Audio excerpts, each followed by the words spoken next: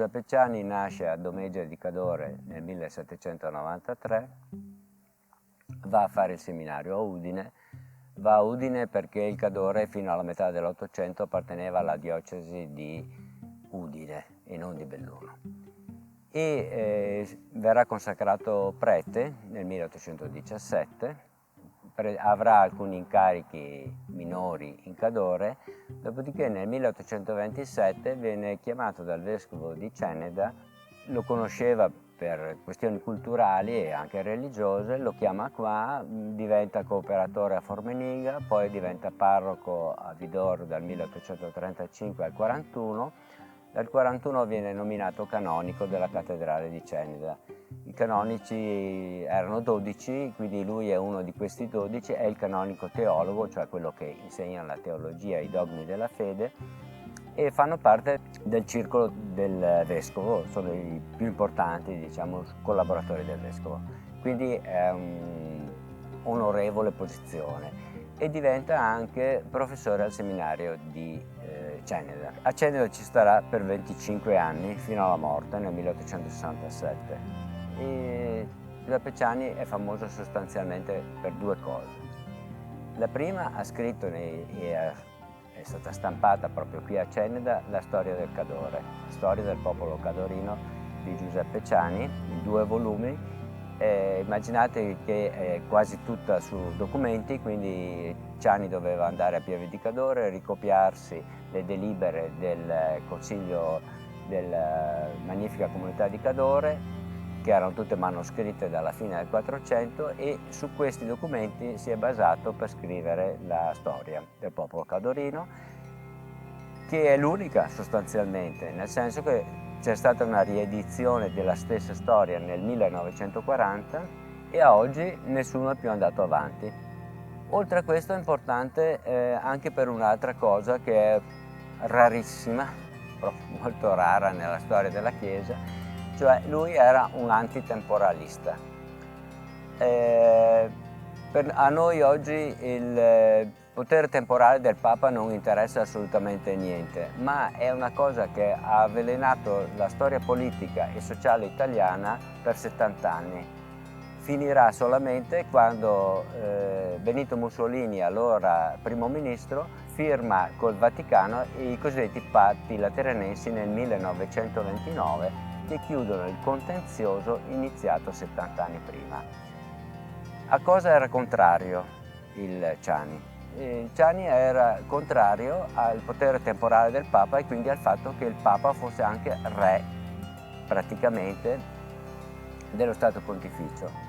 Lo Stato Pontificio del tempo, cioè fino alla metà dell'Ottocento, comprendeva l'attuale Lazio, Umbria, Marche, la Romagna e la provincia di Bologna, quindi era uno Stato italiano abbastanza grande, con Roma come capitale, e il Papa era re di questo Stato.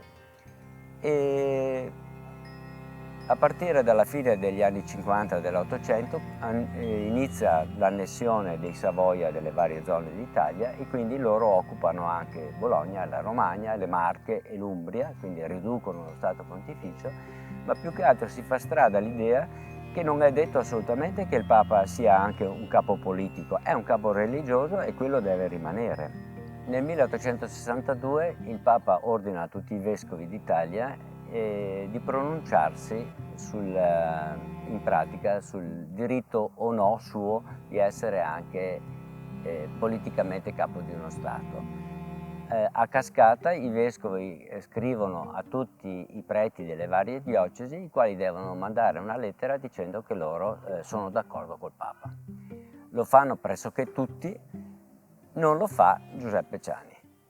E nonostante tutte le pressioni del vescovo, e non solo del vescovo, anche delle autorità civili, diciamo, perché erano tutti allineati sulle politiche pontificie, nonostante quindi tutte le pressioni delle varie autorità, Ciani si rifiuta di aderire a questa proposta perché dice che lui non ha niente da dire sul fatto dogmatico e teologale che il Papa è veramente il capo della Chiesa, ma questo non vuol dire che sia anche capo di uno Stato. Dopo 3 anni di continue pressioni e con il vecchio, perché ormai ha più di 60 anni, anzi più di 70 anni, col vecchio Ciani, il vescovo lo sospende a divinis. Vuol dire che lo sospende dalle sue funzioni di prete. E quindi lui non potrà più dire messa e fare tutto quello che fanno i preti. Una punizione gravissima. Siamo nel 1865, l'anno successivo, nell'ottobre del 66, il Veneto viene annesso all'Italia. L'Italia è un paese laico e quindi cambia il vento.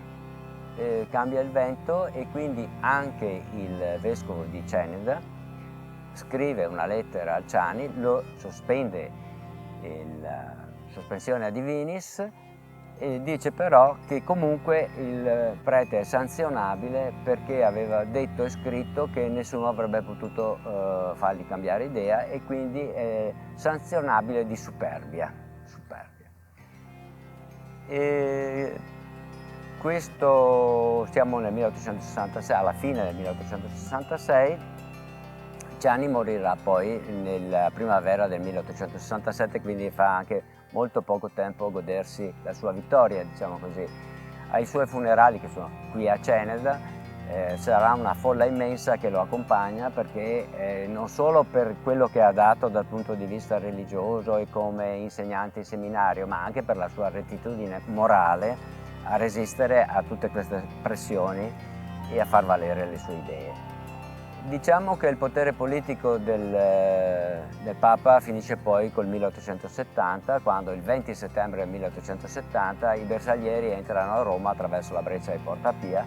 Questo è il motivo per cui in quasi tutte le grosse città italiane, grosse e medie, c'è una via 20 settembre, perché ricorda la caduta di Roma e l'annessione all'Italia. Come dicevo prima, da lì parte il contenzioso fra il governo italiano e il Papa, che si chiuderà solo nel 1929, cioè 60 anni dopo, quando vengono firmati i Patti Lateranensi. Ecco, la figura del Ciani è da ricordare quindi come storico, sì, per la storia del popolo di Torino, ma anche per tutto quello che ha fatto e per mantenere fede alla sua idea, nonostante tutte le pressioni che ha avuto.